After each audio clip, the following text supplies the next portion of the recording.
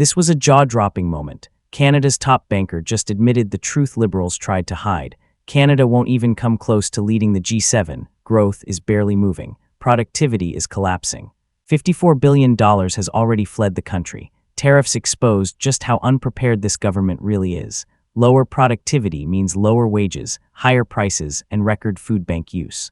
Conservatives warned this was coming. Liberals ignored it. Watch what happened next. Live in committee. Governor, the bank recently updated its outlook for GDP. It's below 2% now for economic growth. As we've seen, the Prime Minister promised to have the fastest growing economy in the G7. But given this new adjustment that the bank made, do you think the other G7 countries will outpace Canada in economic growth? Yes. Well, certainly I would agree. Our forecast is for very modest growth.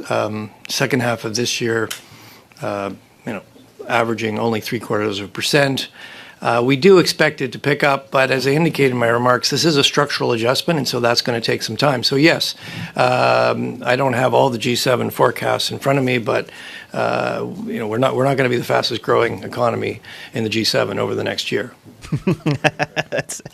I would agree with you. Also, Deputy Governor Rogers, you made over a year ago. You made this.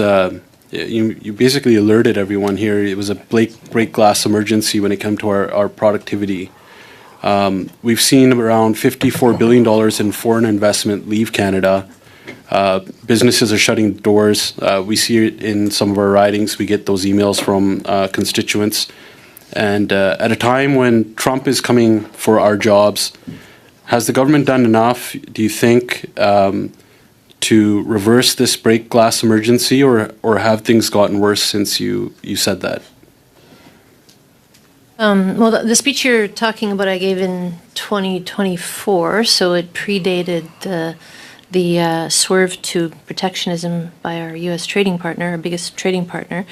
So I guess the simplest way to put it is if we had some urgency to fixing our productivity in 2024, we certainly have it now.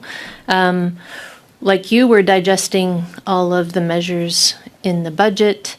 We generally agree with the diagnosis that our country's in need of some productive investments. So, on the whole, we think a budget that invests in improving our country's productivity is a good budget. As for the specific measures, those are for you and your colleagues to assess. In your opinion, though, do you think that we were ready for this tariff war? Would we have been in a better position if we were better prepared? Well, I think that was one of the points in this speech, is that an economy, that an improvement in our productivity would help buffer our economy from a variety of shocks, and one of them would be a trade shock. Right. Thank you. Governor, last week you said in your press conference, and I'm just quoting you, what's most concerning is that unless we change things, our standard of living as a country is going to be lower than it otherwise would have been. I'm not sure if you've seen in the budget or not, but in the budget that was released yesterday by the Liberals, they have a line in here that says, if Canada's productivity growth had matched the U.S. from 27 to 2023, the median income of a family with one child would be nearly $11,000 higher. Would you agree with this assessment from the budget? Well, I can't speak to every number in the budget, but look, broadly speaking, yes, if we'd had U.S. productivity growth, the standard of living of Canadians would be much higher than it is today. Right. And what do you think are the domestic factors that made you say that are impacting Canadian standard of living today?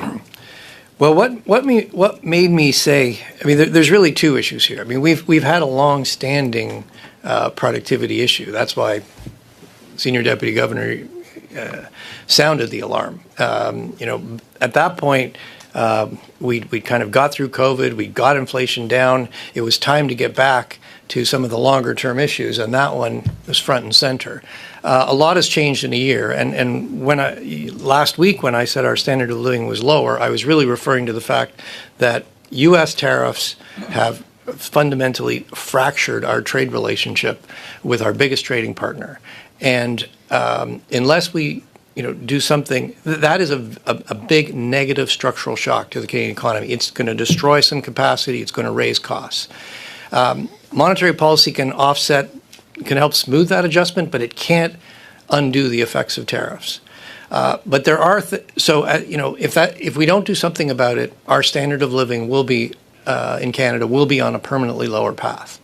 As I intimated in my opening remarks, there are things we can do about it in the country. We need to improve our competitiveness. We need to improve our productivity. We need more investment. Those are the kind of positive structural reforms that could bend the path back up.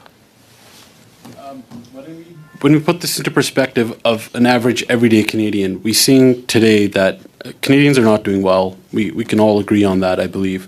Last time, one of your previous visits here, we talked about food bank usage. And food bank usage has doubled since 2019, and more Canadians are visiting a food bank. Can you put that into perspective of how the productivity crisis that we're in right now, when you say standard of living, how does that impact Canadians? A very brief response, please. Yeah, it's actually a very important question. We're hearing what you're hearing. Canadians' biggest concern is the cost of living. You ask economists, what's the biggest problem? They'll say it's productivity. It's actually, it's the same thing. And why do I say that? I mean, how are we going to make things more affordable? The way to make things more affordable is we've got to have more income. Sorry, to get more Governor, I'm income, gonna have we to need more productivity. interrupt you If we have to more income, keep- everything's more affordable. I'm going to have to move on to